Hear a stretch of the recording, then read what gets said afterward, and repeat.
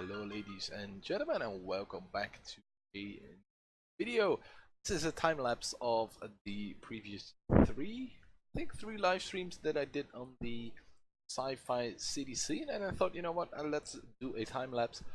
Gonna put music under this video at the a little bit further in here, but I thought, you know what, let's do a quick introduction and talk a little bit about the video so you know a little bit more, and after that you can just watch the rest of the hopefully some nice music. So here we are. I made some sketches, and you can see the process of those sketches in the previous time lapse. I will put a link in the description with the time lapse of that, and if you want to see the full process, you can of course check the live streams, of which there will be description as well. So this was a project to challenge myself.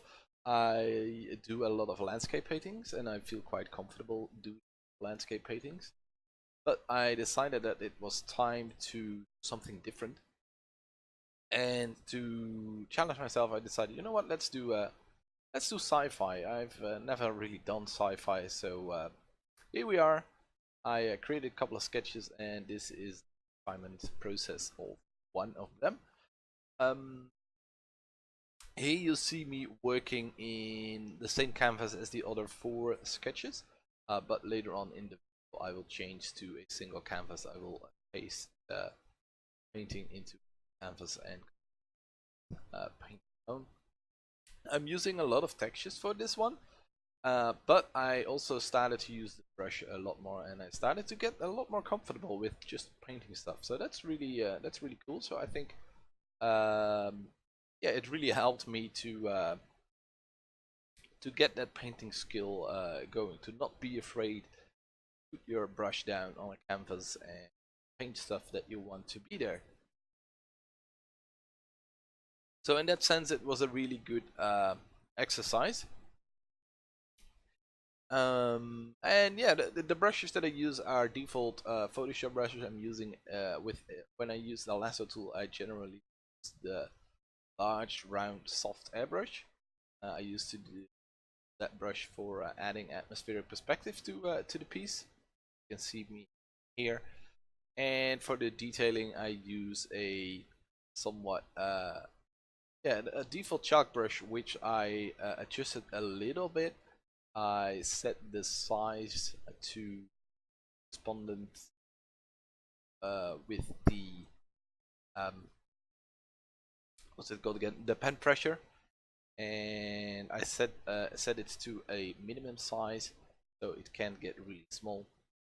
And sometimes I use a brush with the sensitivity setting to opacity, but usually I choose my opacity manually by using bracket keys on my keyboard. I think that's a good method to use, and it might take some time to get used to, but I think once you're used to it, it's a really nice method to use. So here you see me adding more and more textures. I don't know what happened there. I think might be something wrong in the recording. Don't know. Adding some textures for the lights and painting over them to blend them with the actual painting, adjusting the perspective a little bit on some of them. At this point, I decided to put the painting on a new canvas. So it's a new canvas, 8,000 pixels wide, and we play around a little bit with the layers, with the different things that we added, so that we can see what we did. And from now on, we will work on this canvas. And from this point on, it's mainly paint, a little bit of texture, and yeah, that's about it. It's nothing, no special techniques. I think no special tricks. Just a lot of brushwork, a bit of patience, and that gets the job done. Alright, I'm gonna put on some music. There's not a whole lot I can tell you anymore. If you want more detailed information, you can watch the live streams back. There will be a link in the description, as I said before. And let me know what you think about this concept. What do you prefer? Do you prefer the time lapse with a bit of music, or do you prefer a fully voice over time lapse that I talk about what I do? And that's quite useful information for me to know. So let me know what you think. If you like this video, make sure to subscribe and to like this video. That helps me out a lot and it motivates me to creating this content.